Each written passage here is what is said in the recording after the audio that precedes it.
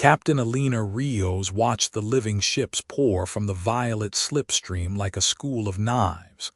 The Kepri gate glowed behind them, a ringed bruise in the dark, shedding static that turned sensor returns to snow.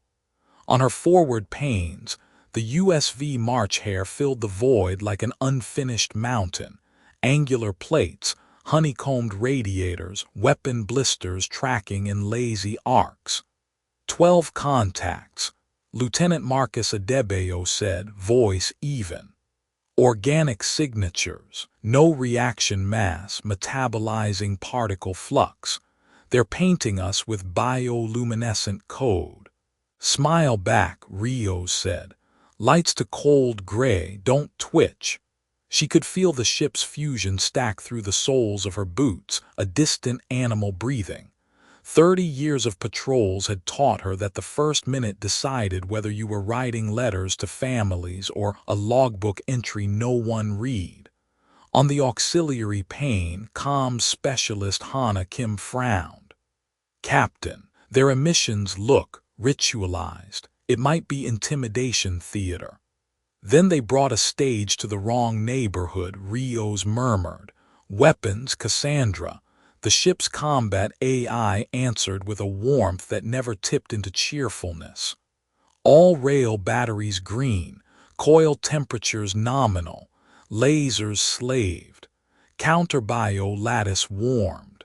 I can maintain fine track on 12 vectors with margin for 16 more. The living ships spread in a graceful spiral that would have been beautiful if not for the open weapon glands along their flanks.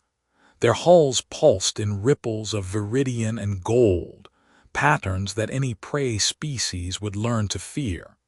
Rios let them have the performance. She rotated the March Hare a clean 90 degrees, presenting the long armored beam of her dorsal batteries like a cathedral turning to face the sun. She did not signal targeting. She let the math speak. Cassandra made the speaking simple. Reticles slid from idle blue to surgical white, one for each alien. Rail turrets elevated, point defense nodes flexed like fields of steel flowers, missile doors erized. A web of predicted motion cones blossomed, overlapping, updating again. The displays did not blink. 12 alien captains felt themselves become integers. Don't broadcast our solution, Rios said. Let them feel it in their bones, on the alien net, so open a child could have eavesdropped, voices sharpened. The translation engine framed them as chitin and choir. They had words for hunger, for harvest. They did not yet have a word for being pre-aimed. Rios keyed the wideband. Her reflection looked back at her, brown eyes, creases earned in long light years, a uniform without ornament. This is Captain Alina Rios of the United Terran Service. You have emerged inside a declared humanitarian corridor. State your intentions. Silence. Then a reply that came like a fanfare scored for sinew. We are the Verdant Combine. We do not state intentions. We enact them. Submit. Rios glanced at the chrono. Her grandparents had taught her a rule from old sea stories. If the other captain loved pageantry, step out of the script. Acknowledged, she said, level as a line. If you fire, we will stop you. If you don't, we will talk. We prefer talking. She cut the channel and let quiet do its work. Quiet and 1,000 tiny motors slewing steel from patience to purpose. On one of the panes, a convoy icon winked into range, faint transponders, boxy heat traces, the lurching pulse of worn drives. Refugees from the burned colonies threading the gate because the chart said it was shortest. Duty had a shape on the board, 12 green triangles and a string of fragile squares. Rios didn't sigh. She adjusted a slider. Cassandra murmured, target locks firm. They've stopped moving. Humans freeze under the wrong kind of stare, Rios said softly. Looks like that's not one of our exclusives. The living fleet held position, an organism at the edge of flight or strike. Rios felt the ship's pulse deepen as coils idled hotter, waiting. She thought about Midway, the carriers hidden by cloud and chance, the moment of decks crowded with fueled planes when history teetered. "We're not here to set fire to history," she said to no one and to everyone. "We're here to hold a lane open." A glow deepened along the bellies of the living ships. Adebayo's hands hovered. "They're charging something." "Let them finish their thought," Rios said, and kept her voice flat enough to rest a glass upon. The pain ticked up a heartbeat. The convoy kept coming. Commander Threx of the Verdant Combine had never seen metal that refused to flex. The enemy vessel turned like a mountain, considering which face to show the wind. It had no scent. It had no rhythm. It presented edges and apertures in insult to every doctrine Threx had learned in the brine nurseries. He knew performances, knew how prey read light. He painted the void with conquest glyphs anyway because ritual soothed crews and calmed ship flesh. Across the squadron link, subkings chittered, the usual questions: how many mouths would be fed, whether this strange carcass would sing when opened. "Spore clouds," Threx ordered. "Fronts 1 through 3, flood the channel, we will teach it to soften." The weapon glands dilated, the ships exhaled a slow storm. A million motes blossomed, each a seed of appetite. Crystal lattices wound with enzymes that chewed through armor and logic equally well in old wars. Against rock-built peoples, spores were argument, conclusion, and epitaph. The storm drifted with deceptive grace toward the mountain ship. Inside the March Hare, Cassandra's voice was a bell in a library. Bioaerosol approach. Spectral lines suggest protein matrix catalysis. Suggest LYS/UV lattice per doctrine. Per doctrine, Rios agreed. Her grandparents' books held other doctrines. Just war, proportionality, the duty to shield non-combatants even when the sea boiled. The deck sang a new note as hundreds of finger-small emitters rose from armor. Micro-lasers stitched space with pulses short enough to make mathematics wince.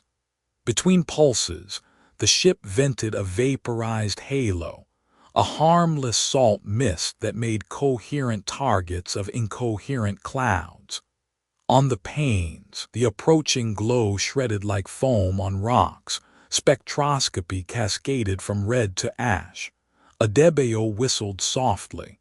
"Targeted extinction," he said, mouthing the training phrase that always tasted like rust.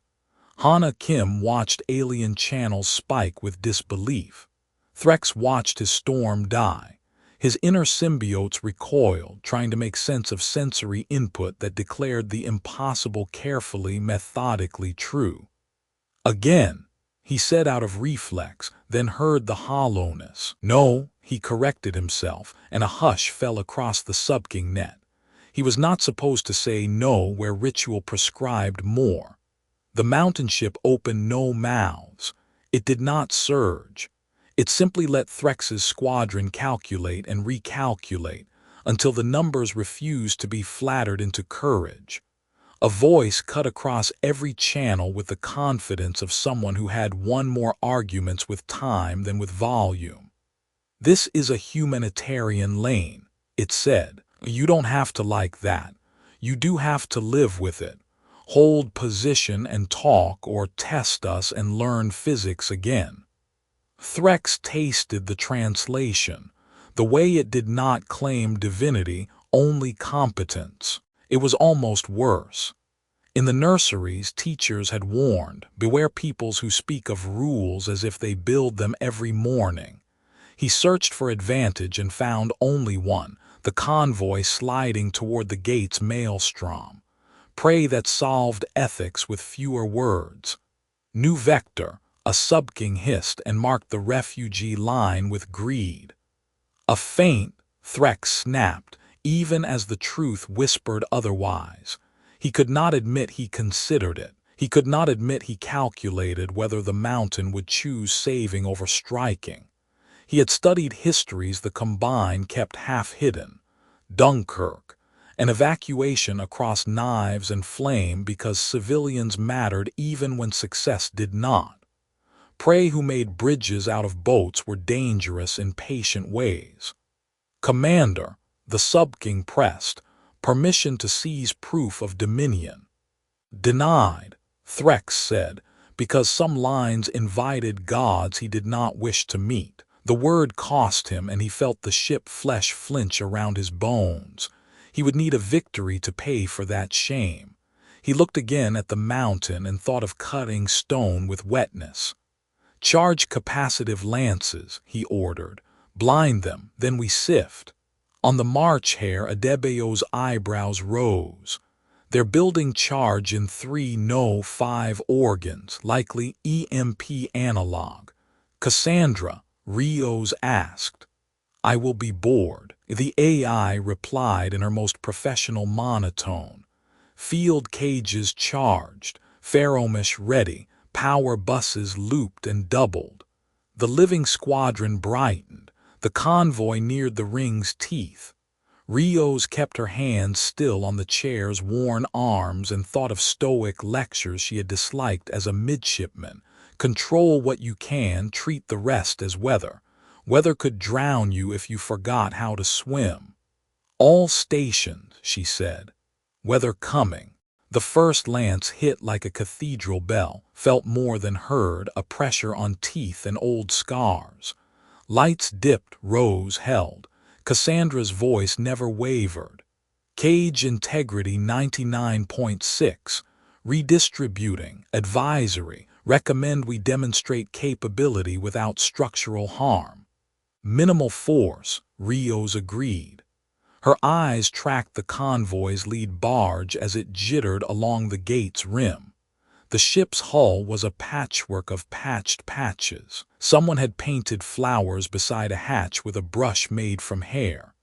Names scrolled across the manifest, families, languages braided from 3 continents, a dog named Pliny with a crate bigger than the ration lockers. Logistics was love wearing a hard hat. She had learned that in orbitals where people lived because cranes had not failed. "Hana," Rios said. "Open a general channel. Record this for the courts and for my conscience." The wideband carried her face again into a dozen alien bridges grown from coral logic. "Verdant Combine," she said. "Listen carefully. Under the Terran laws of engagement and the Common Charter, we are obligated to protect non-combatants. We will escort this convoy. If you try to blind us, we will clear your emitters. If you target the convoy, we will target you. If you hold position, we will talk terms for traffic through this gate that don't end with anyone's bones in the dark." She paused just long enough to let it read as a period, not a threat. This is proportionality and necessity. It is also neighborliness. Adebayo muttered, "That's going to play well in the committee minutes." "Good," Rios said. "Committees are where wars refuse to start." Threx listened and tasted something he had not expected. Respect, uninvited and unsought. He had won wars by teaching fear. This captain spoke as if fear were a crude tool for blunt problems. Around him, sub-kings hissed about weakness. Their ship's eyes stared unblinking at the convoy. Threx flexed his will. "Hold," he ordered. "We observe, we learn." The word burned his throat. The second lance came weaker. Cassandra yawned voltage into braided sinks. "Recommend non-lethal demonstration," she said. "We can peel the charged organs without harming core vitals." "Do it," Rios said, and the ship acted with a surgeon's disdain for drama. Thin beams cut not to kill but to scold.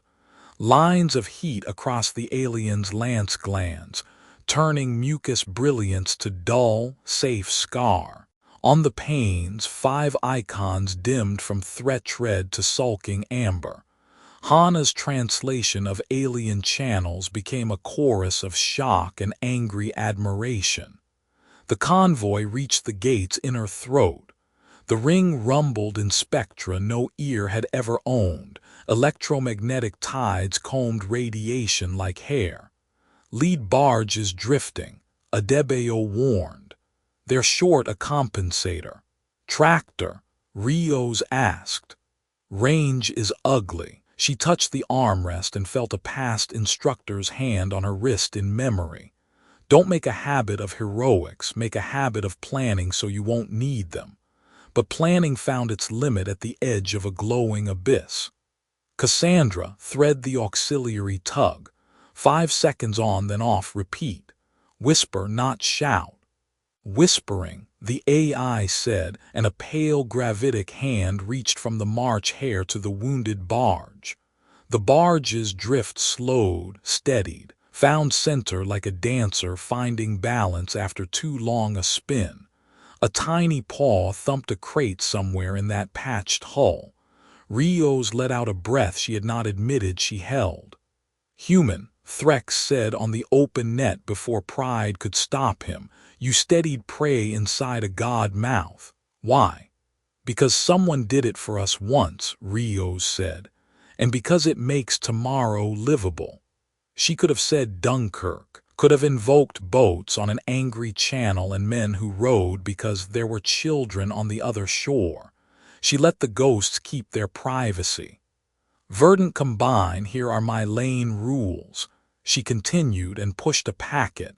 Corridors, frequencies, timing windows tied to the gates breathing so that no one got churned to paste by physics. The file smelled of Navy manuals and kitchen table compromises. Captain, Hana said softly, new object. Big, exiting the gate on the combined side. The panes bloomed with a silhouette like a cathedral wrapped in kelp. Where the squadron ships had been sleek predators, this thing was a migrating reef. At its heart, something glowed like a captured comet. 100 smaller organisms clung to its flanks, drinking power and purpose. Adebeo whistled again, lower. That's a flagship. Threx knelt without thinking. Old hunger and old fear blended into reflex. The matriarch had come. She would not appreciate lane rules. Rios watched the convoy clear the throat into safer water. She let herself think one sentence, get them through, then deal with God things. All batteries, she said, cold but ready, do not twitch unless twitched at. On the alien net, ritual thundered. On the March Hare bridge, the captain's heartbeat slowed. The next move would cut more than ships, it would cut stories. She decided she would prefer to write hers. The matriarch's voice entered on frequencies that felt like a hand on the back of the neck. Stone creature, it said, the translation engine adding a velvet that might not have been there. You resist harvest. Unwise. This gate was tithed to us before your sap was taught to burn. Rios let the insult breeze past. Matriarch, I am escorting civilians. When they are safe, we can negotiate traffic protocols. She kept her gaze on the convoy's scatter, counting by habit. Seconds took shape. 9 to clear, 7 to accelerate, 5 to be out of worse geometry. She could almost hear her academy tutor in ethics reminding a restless class that just war theory begins with restraint and continues with imagination. Your lanes are theft, the matriarch replied. Around her the reef ship's lesser mouths birthed drones like stinging thoughts. We will instruct you. Cassandra's timbre dropped half a register the way a choir boy becomes a bell. Captain, they are seeding autonomous microforms toward our screens and amidships, harmless individually, not if aggregated. Marcus, Rios said, I need a line they will not mistake. He did not ask which kind. He had grown up in a city that learned to bargain with storms by building bulkheads and parks that drowned gracefully. He understood lines. "There's a shepherd moonlit 2 light seconds sunward," he said. "Loose rubble ring. If we skim a tungsten rod across the ring edge, it will throw a wake into the dust and give them an aurora. Music and fire without casualties."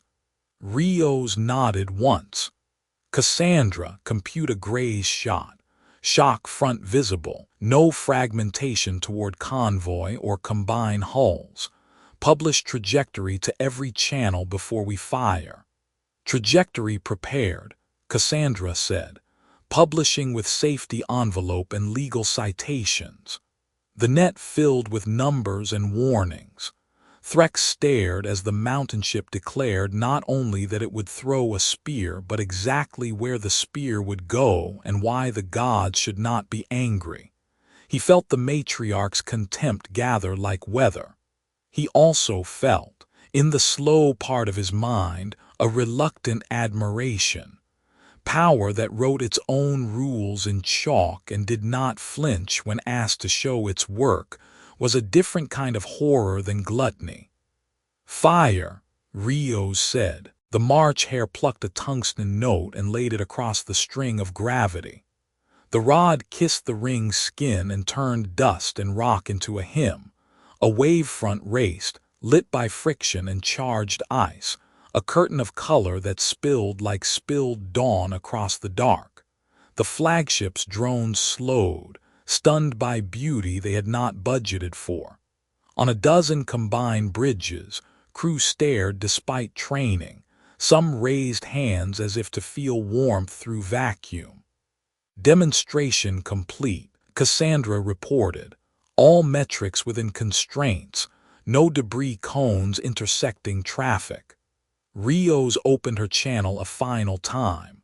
"Verdant Combine, you have now seen a fraction of what we can do when we are careful. If we are forced to be careless, none of us will like the taste. The convoy is clear. You may hold where you are, you may depart, or you may talk with me about schedules and mutual non-harvesting. Choose in the next 5 minutes. After that, I will enforce a closure for 72 hours to let tired, frightened people sleep." Silence again, but different. The hush after a teacher writes an equation and every student tries to decide whether they are the kind who can solve it. Threx found his kneel had become a crouch. He rose, tasting the courage that does not roar. "Matriarch," he said on the internet, "permit me to observe, to learn their rules. We have lost nothing but spores and pride. We might gain a gate we do not have to bleed to own." "Pride is a currency we mint in oceans," the matriarch said. "Very well, speak to the stone." Threx opened the wideband. Rios watched the timer tick down and did not smile. "Human captain," Threx said, the words feeling like new-grown shell, tender and true, "state your protocols." "Gladly," Rios said. "Let's write a schedule that keeps grandmothers and hatchlings out of the obituary pages." She pinged the convoy with a last maternal glance, like a crossing guard finally lowering her hand.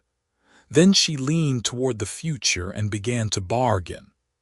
Beyond the panes, the aurora in the ring's dust kept walking the void like a quiet miracle, a reminder written in color that physics could be fierce and kind when asked properly. The matriarch's reef ship eased forward until it eclipsed stars, a slow-moving continent trailed by prayer flags of drones. Lesser captains dimmed their hull lights in deference. Even Threx's ship flesh tightened around his bones, preparing to sing obedience. He swallowed the reflex and tasted salt, old oceans, old habits. "Hold," he told his sub-kings again, and they heard in his voice a grain of sand that irritated ritual. Across the channel, the human captain waited without ornament, as if stillness itself were a weapon to be husbanded. "Stone creature," The matriarch repeated, softer and therefore worse, "You fashion treaties where tribute is owed. Your lanes scoop our tithe." The reef ship exhaled stinging motes that haloed its flanks, not weapons, yet sensors, tasting for fear and heat. Drones fanned toward the ring's dust, arranging themselves with hive grace into polygons that promised geometry toward violence. On the march hare, Rios kept her shoulders simple. "We don't tax hunger," she said. "We tax harm." Hana Kim sent the lane packet again, this time with a translator gloss written for someone who had never cared about shared space. The document was as practical as a grocery list. Windows, speeds, broadcast codes, the physics of not bumping into one another. Logistics is mercy wearing a hard hat. The phrase rose again unbidden, and Rios let it stay. Marcus status. Convoy clear of critical geometry in 90 seconds, Adebayo said. The matriarch is seeding the ring with stagers. Could be a net, could be a show. Cassandra inhaled data with a librarian's delicacy. Pattern resembles a tidal harmonic. If executed, they could raise a dust tide to blind us and scour the lane. Recommend preemption by declaring hazard and pushing a counter-resonance. Rios thought of the Berlin airlift, of aircraft carving corridors through politics, and whether until food became a language spoken across barbed wire. "We fly the bridge," she murmured, "but we don't kick the river while we do it." Aloud, publish hazard, gentle counterpulse on my mark, no debris into their cloaks. "Human," Threx said before he lost the courage to trespass. "If you push the ring, we will read it as an attack. If we do not tell the matriarch that, she will unmake us." It was the nearest thing to a plea he had ever permitted breath. "Then tell her truth," Rios answered. "We're about to do delicate math to keep children alive." He could feel his subkings recoil. To speak on an enemy's behalf was a blasphemy. To speak for children was a concept his schooling filed under poetry and waste. Yet the shape of the human captain's words held. In the nurseries there were warnings. Beware peoples who speak of rules as if they build them every morning. They will build them under your feet. The reef ship's inner glow brightened.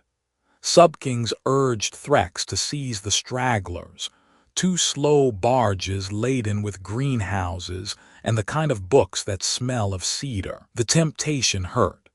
Threx remembered lessons the Combine kept in dark rooms, prey that wrote law on water and then walked it, prey that made codes no predator could parse. There had been a people once, he half remembered, who turned their language into armor for messages their conquerors could not break. Dangerous patience. Denied, he rasped, and when the ship flesh hissed at the word, he fed it a new song. Observe, learn, bargain. It quieted, skeptical but soothed by the shape of command. The matriarch's voice rolled like a tide over stone. "Test them," she said, and her drones obeyed. The polygons in the ring adjusted phase, pulling at dust and ice. A pale tide began to lift, a veil that would make targeting a fable. "Mark," Rios said. The March hare radiators flexed their spines. Micro-thrusters exhaled whispers. The ship stroked gravity with open hands. A counter-hum went out into the ring, tender and precise. Dust settled where it had thought to dance. Color crawled along the shepherd moonlit like sunrise deciding to be responsible. The matriarch did not approve. Power climbed in the reef ship's heart, quicksilver drawn into a single articulating lance. "They will learn that lanes drown," she said. The lance angled not at the human mountain but at the gate's throat, promising to pinch it until traffic became meat in a grinder. "Captain," Adebayo said, "she's not aiming at us. She's going to choke the passage." which breaks my rules of engagement in half, Rios replied and felt the familiar heat of decision rise. Restraint was not the lack of action, it was action shaped by care. Cassandra, pre-solve intercept vectors on the lance. I want a demonstration that saves face and saves lives. The reef ship's charge built like a far storm stepping closer.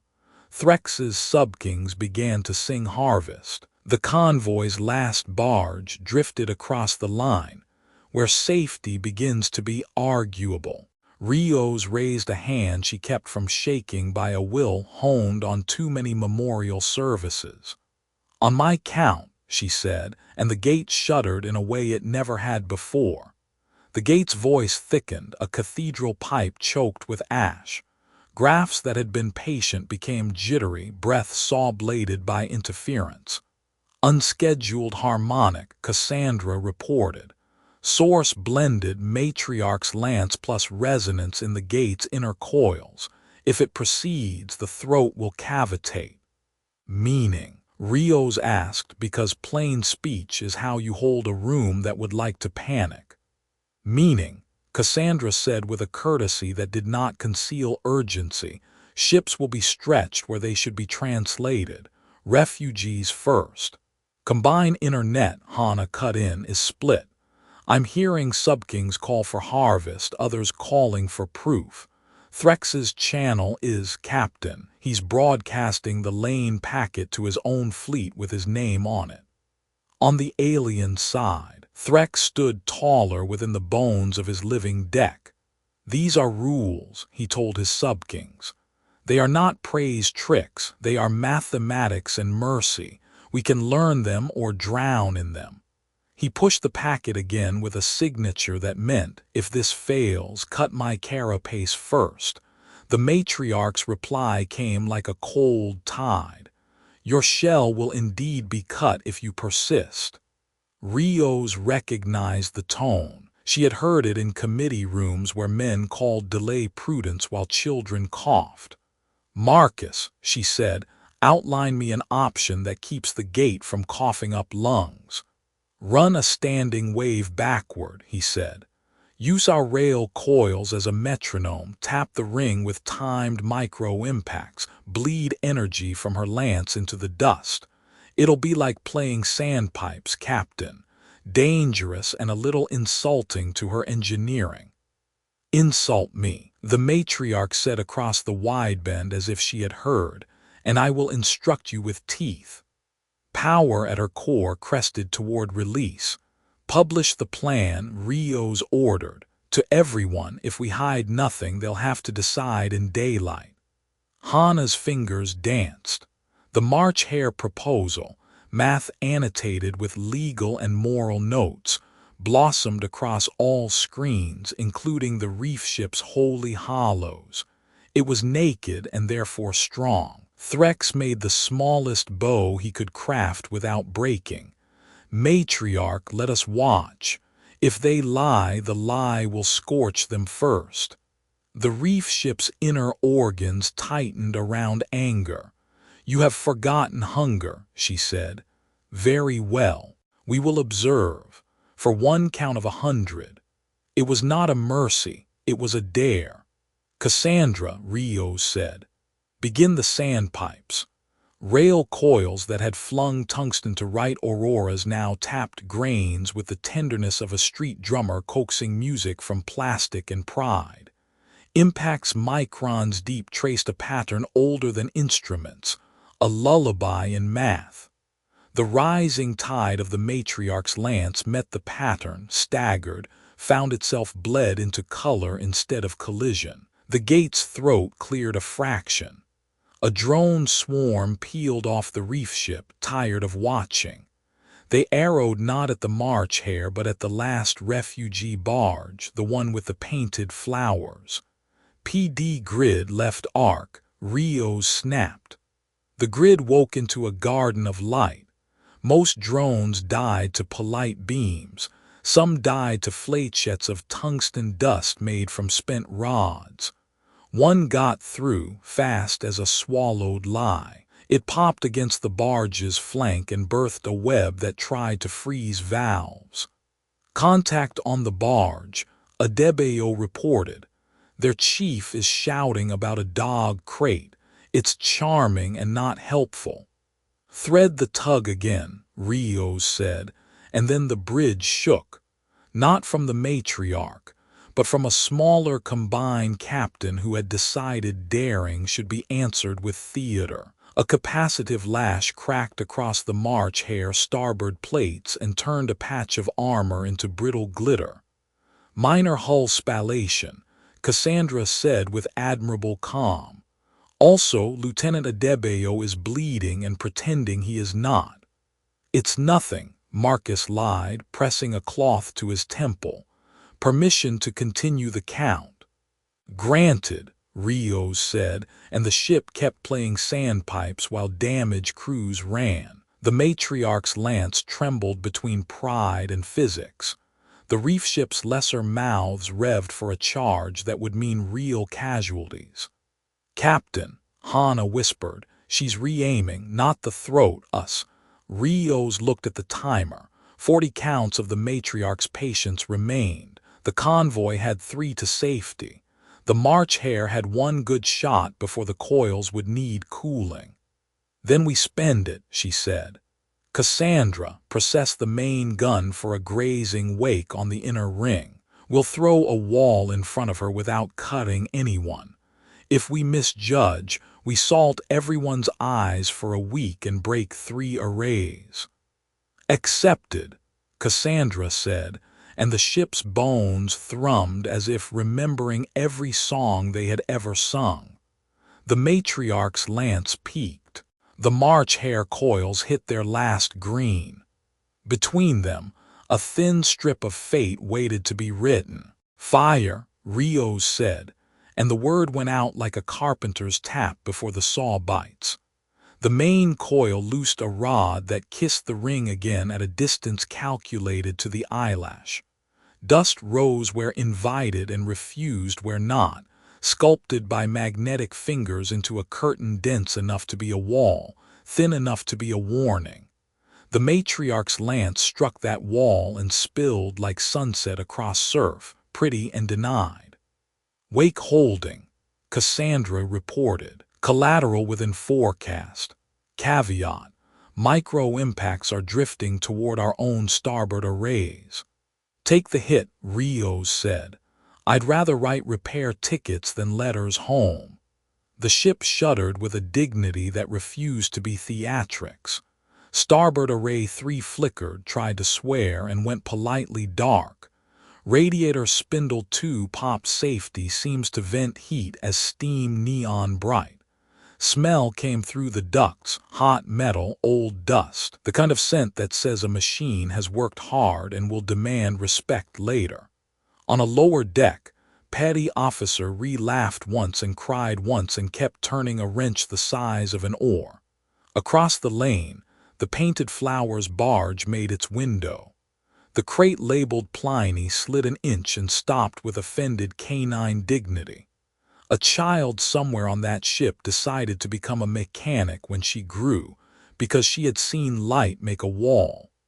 The reef ship recalculated pride. "Enough," the matriarch said, and her voice bled iron.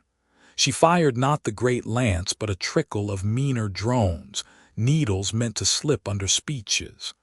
They went not for the March Hare but for the convoy's trailing comms buoy, hoping to sever testimony from event. "Not today," Hana said, and for once her voice carried more steel than courtesy. She rerouted through 4 civilian repeaters and 1 illegal ham node in a cargo hold. The record braided itself in 6 places, the way civil rights organizers once braided bus routes and lunch counters so that if one closed, 10 more opened. "You taught me that, Auntie," she whispered to a memory of a woman who had packed snack bags for marches no one filmed. Threx watched the human orchestra and felt a muscle he had never exercised ache with appetite, not to devour but to arrange. "Matriarch," he said, "this prey will not break to theater. They have built a city in the math. Take a breath, trade. Trade with stone. She spat and ordered a last ugliness. A cluster of smart spores disguised as inert dust, slave to wake on the chemical signature of refugee life support. They drifted toward the barge whose valves Hana had just untangled. Cassandra saw them and swore in a language only she spoke. "Captain, they are teaching us contempt." "Teach back," Rios said. "Use the lattice but invert the frequency. Don't kill, quench." The point defense garden bloomed again, this time in silence so complete it felt like reverence. Lasers touched spores with kisses that turned appetite to sleep. On the panes, threat icons faded like bad dreams at noon. The matriarch's patience snapped. A throat gun uncoiled that the humans had not seen, a spear of concentrated tide meant to pry plates apart. It punched the March hare amidships and found Cassandra already there with both hands up. "Brace," the AI said, and routed the blow into a sacrificial battery bank. Lights went out on 3 decks. A wall dented inward like a breathed-in chest. Somewhere, a coffee mug that had seen 3 postings finally shattered. "Casualty report," Rios demanded, voice calm because someone had to loan calm to the room. "Burns, bruises, 1 broken promise to an engineer about not doing this again," Cassandra said.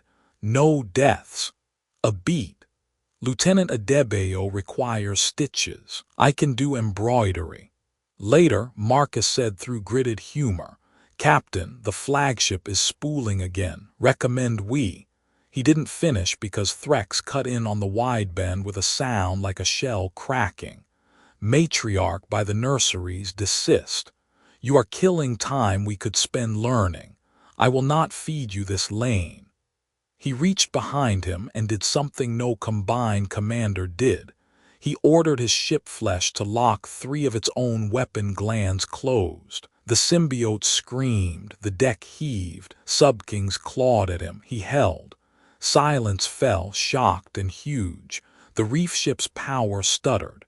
On 24 lesser bridges, crew looked at their hands and wondered what they were for if not following. "Captain," Hana breathed. He just committed a crime in his own grammar. Rios stared at the reef ship and saw not an enemy, not a friend, but a pivot. "Verdant combine," she said to all of them. "We can keep writing light on dust until the gate cracks. Or we can write a schedule, choose." The matriarch did not answer with words. Her drones tightened, a closing fist. The curtain of dust began to fall. The March hare coils sagged to orange. The next decision would not be pretty. Rios hated the part where choice tastes like copper. "Open a narrow beam to the matriarch alone," she told Hana, "and record anyway." When the channel clicked, she spoke as if to a neighbor across a fence dented by storms. "Here is what happens if you keep punching. The gate snarls. We all limp home with fewer children. You will learn nothing except how your pride tastes. Or, we pause. 72 hours. We draft lanes and handshakes. We post observers with notebooks instead of knives. You will call that weakness. It is not. It is civilization." On another line, she sent a quieter message to Threx. "You lit your own house to keep the street from burning. I'll hold the hose if you hold the crowd." The reef ship's inner glow throbbed with the rhythm of an old hunger considering a new diet. Threx's subkings held still in the misery that follows disobedience. The body expects pain and gets only thinking. The matriarch's reply arrived slow as a tide returning. 72 hours, she said, as if strangling the number. "You will not seed this gate with your spores of law beyond that without parley." "Agreed," Rios said. "We call it a truce. We call it a pilot. We call it lunch if it helps. She switched to general broadcast and let the room hear her shoulders drop. This is the Kepri Compact Provisional Terms. The humanitarian corridor remains open under joint watch. No spores, no lances. We exchange observers. One of yours sits behind my comms, one of mine stands in your choir. Violations are logged, not avenged. At 72 hours, we meet and tally. If either side has more dead than paperwork, we failed. Hana looked at her, eyes bright and fierce. Recommend we name an address where grievances go that isn't a weapon tube. Done, Rios said. We'll build a mailbox, paint it ridiculous. A pause, Marcus. I'll staple my scalp to it if that's what keeps the peace, he said, then winced. Kidding. Cassandra can staple better. Confirmed, the AI said dryly. Also, Admiral Chen acknowledges receipt of our stream and suggests not breaking the gate before she arrives with tea and lawyers. A ripple of laughter wove through the bridge, human and seditiously alive. Across the lane, Threx felt the sound like a warm current around ankles. He turned to his sub-kings. We will host an observer, he said. We will not sing harvest hymns at them. We will watch their hands because they show them. He breathed around a bruise that would bloom later. We will learn. The matriarch's drones retreated like birds deciding against a storm. Do not mistake this for loss, she warned her fleet. We bank hunger, we take interest later. Bank it, Rios said under her breath, and felt the ache behind her eyes finally ask for coffee.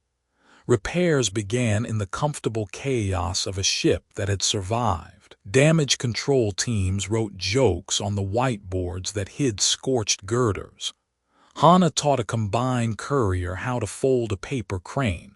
The courier taught Hana how to knot a ribbon that meant safe passage in waters with teeth. Marcus dozed with stitches like careful stitches of light. Cassandra quietly reallocated pride from broken arrays to the fact that no one had died. At the ring's edge, the aurora had thinned to a memory. The convoy's tail pinged thanks in 19 languages and one child's drawing attached to a status packet, rectangles for ships, a big block for the March hare, little circles for stars rendered as bright coins. Pliny's crate took up half the page. Rio stood at the forward pane and let herself have 3 breaths of quiet. She thought of the Navajo code talkers, language used as shield and spear, courage braided into words until bullets bounced off syllables. She thought of the lunch counters and bridges where logistics was a kind of love. She thought of Midway and Dunkirk and the ways victory sometimes looked like stubbornly not letting a line break. Captain, Hana said, softly interrupting, combine observer requesting permission to board for the first joint watch. Granted, Rios answered. Post the schedule, post the mailbox, post a sign that says, we can disagree without making orphans. Cassandra dimmed the lights a fraction like a stage waiting for the next scene. Kepri Compact logged, she said. Timer set 72 hours. Threx's voice came over the shared channel, careful and new. Stone Captain Rios, I will bring a singer who measures honestly. Bring 2, Rios said. One to sing, one to listen. Outside, the ring dust drifted quiet as snow after plows. The gate breathed in long, even cycles. The March hare wore fresh scars that would become stories someone's grandchildren would tell with hands. Between the living reef and the human mountain, a thin, bright line hung in the dark. Not a wall, not a wound, a lane, kept open by choices that had cost and were worth it.